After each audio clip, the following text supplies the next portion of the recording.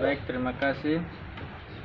Perkenalkan, nama saya Arnoldus Anloki, Fakultas Fisip, jurusan Sosiologi, semester 2. Pada hari ini saya akan menjelaskan materi ujian akhir semester saya, pengertian media massa dan hubungannya.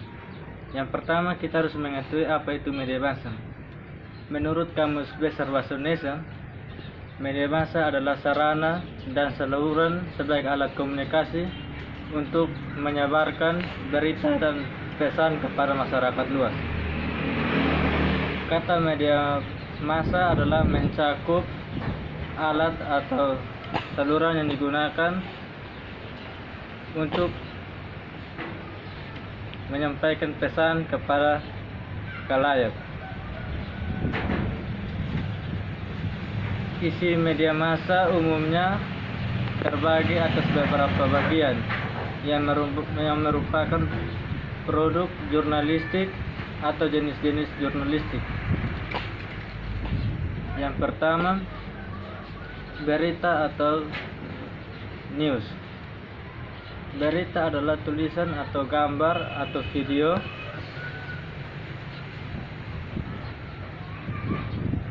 berita atau gambar atau video yang berisi laporan atau peristiwa terbaru. Opini disebut juga dengan artikel atau tulisan berisi pendapat, analisis, ulasan atau pemikiran tentang masalah atau isi aktual. Yang berikut adalah karangan. Karangan adalah tulisan atau gabungan beberapa fakta dan opini yang ditulis dengan gaya bahasa sastra layaknya cerpen atau novel. Media adalah sarana untuk menyampaikan informasi yang dilakukan oleh pers. Pers adalah lembaga sosial atau wahana komunikasi massa yang melaksanakan kegiatan jurnalistik yang meliputi mencari, memperoleh, memiliki dan menyimpan dan mengelola atau menyampaikan informasi baik maupun tulisan, suara, gambar, dan grafik maupun dalam bentuk lainnya. Dengan menggunakan media cetak atau media elektronik dan segala jenis saluran yang tersedia. Jadi itu adalah pengertian media massa. Yang berikut, demokrasi.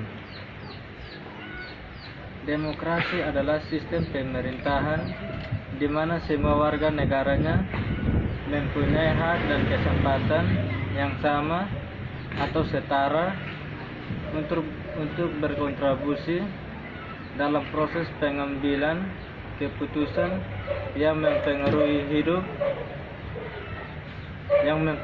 hidup mereka.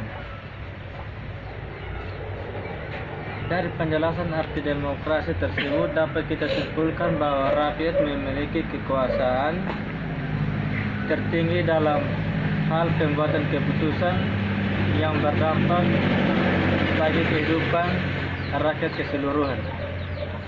Sistem pemerintahan demokrasi memberikan kesempatan penuh kepada warganya untuk berpartisipasi aktif dalam proses perumusan, pengembangan, dan penetapan undang-undang, baik itu melalui perwakilan ataupun secara langsung, secara etimologis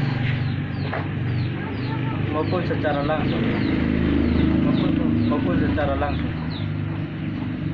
Secara etimologis, demokrasi berasal dari bahasa Yunani, yaitu demos atau kratos.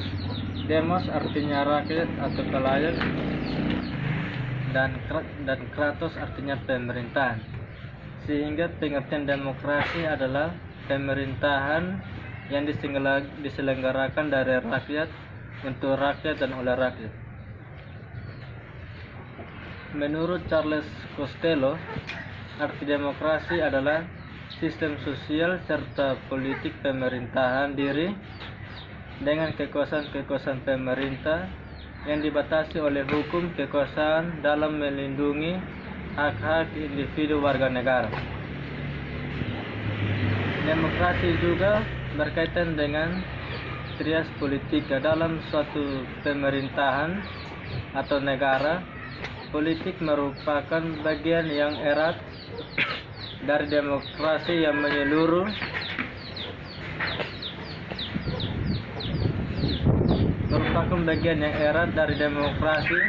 diterapkan di suatu negara itu. Satu negara dapat dikatakan menggunakan sistem pemerintahan demokrasi jika dalam proses pemerintahannya sesuai dengan karakteristik negara demokrasi. Sesuai dengan pengertian demokrasi, adapun ciri-ciri demokrasi sebagai berikut. Yang pertama, keputusan pemerintah untuk seluruh rakyat.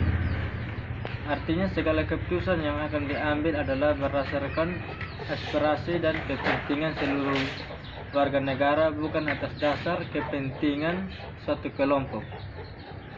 Hal ini dilakukan untuk mencegah adanya tindakan korupsi, kolusi, dan nepotisme di dalam masyarakat. Yang kedua adalah menjalankan konstitusi. Artinya, segala hal yang berkaitan dengan kehendak, kepentingan, dan kekuasaan rakyat harus dilakukan berdasarkan konstitusi. Hal tersebut tertuang di dalam penetapan undang-undang di mana hukum harus berlaku secara adil bagi seluruh warga negara.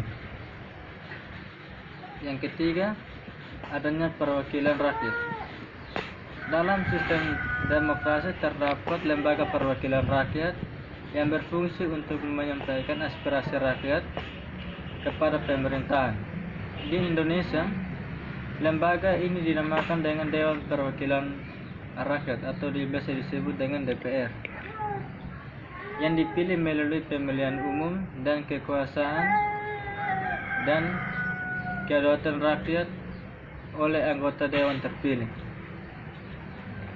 Yang keempat adalah adanya sistem kepartaian. Artinya, partai merupakan salah satu sarana dalam melaksanakan sistem demokrasi. Melalui satu partai, rakyat dapat menyampaikan aspirasinya kepada pemerintah yang sah. Itu adalah pengertian dari demokrasi. Sekarang kita akan membahas selanjutnya apa hubungan media massa dengan demokrasi. Hubungan media massa dengan demokrasi. Media secara tradisional dianggap mendukung demokrasi dalam dua cara penting, dengan mendorong debat politik dan keterlibatan politik dengan bertindak sebagai peristiwa publik untuk mengawasi penyalahgunaan kekuasaan. Dampak yang spesifik dari media baru pada demokrasi politik yang secara lebih umum. Dalam media terdapat pers di dalamnya yang memiliki fungsi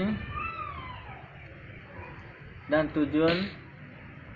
tujuannya menurut Undang-Undang Nomor 40 garing tahun 1999 tentang pers. Media adalah sarana untuk menyampaikan informasi yang dilakukan oleh pers.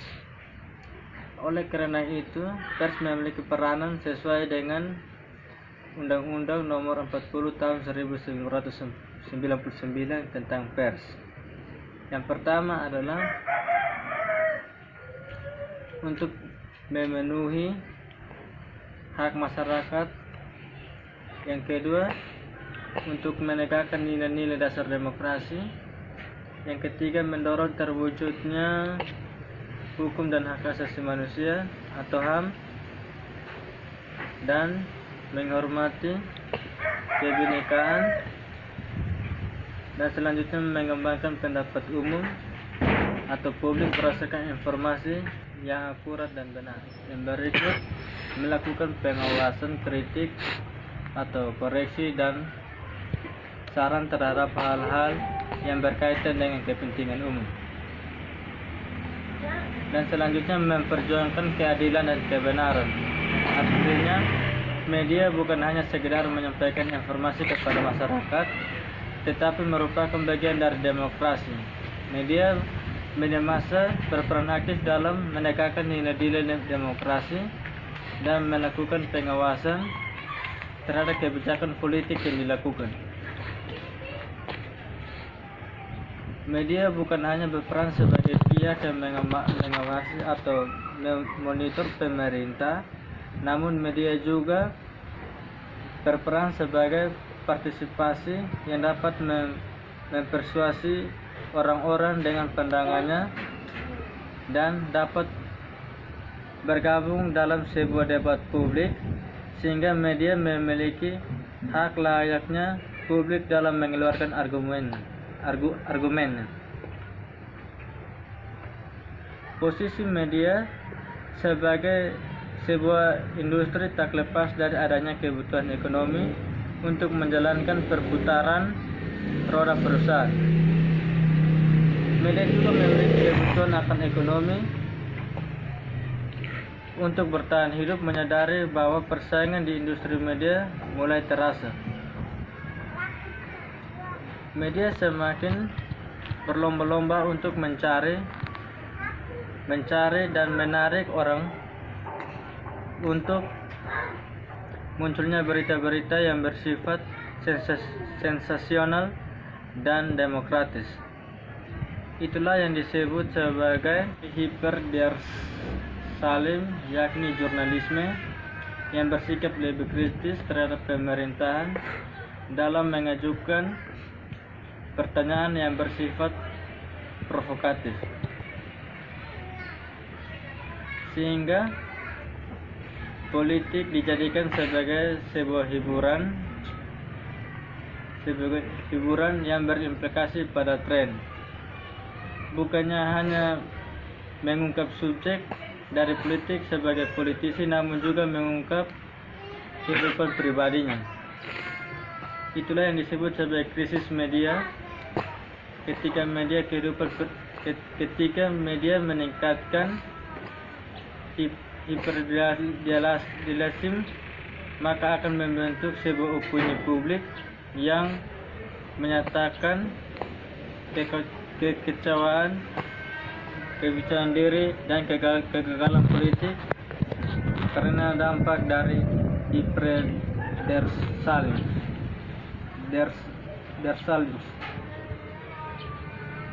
Dalam kehidupan berpolitik, media bukan hanya menyampaikan pesan politik, tetapi juga aktif berpartisipasi dalam membuat pesan politik. Oleh karena itu, media menjadi bagian yang tak terpisahkan dalam strategi politik. Media mampu mempolitisi dan memobilisasi masyarakat sehingga dapat memberikan jalan bagi tujuan partai menggunakan strategi media logik, yakni strategi yang digunakan untuk mempertahankan hubungan dengan publik. Media juga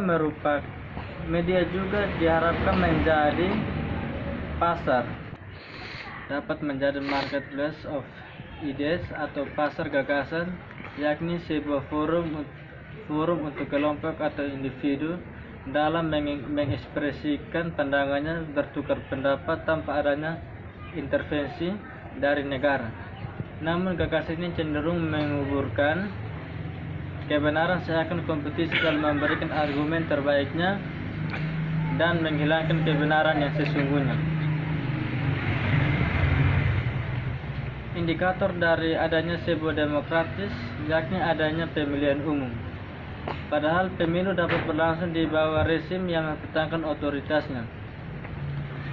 Posisi media dalam hal ini dapat memberikan pengaruh besar kepada publik. Seperti hanya teori, dalam hal ini posisi media juga dapat memberikan pengaruh besar terhadap publik, sepertinya teori jarum suntik yang dikatakan oleh Keynes bahwa kualitas pengambilan keputusan secara demokratis berhubungan erat dengan kualitas informasi yang diberikan oleh media. Namun publik pada dasarnya dapat menentukan sikapnya sendiri tanpa adanya dorongan dari media massa. Oleh karena itu, publik harus memiliki kemampuan untuk dapat memilih dan menyeleksi informasi.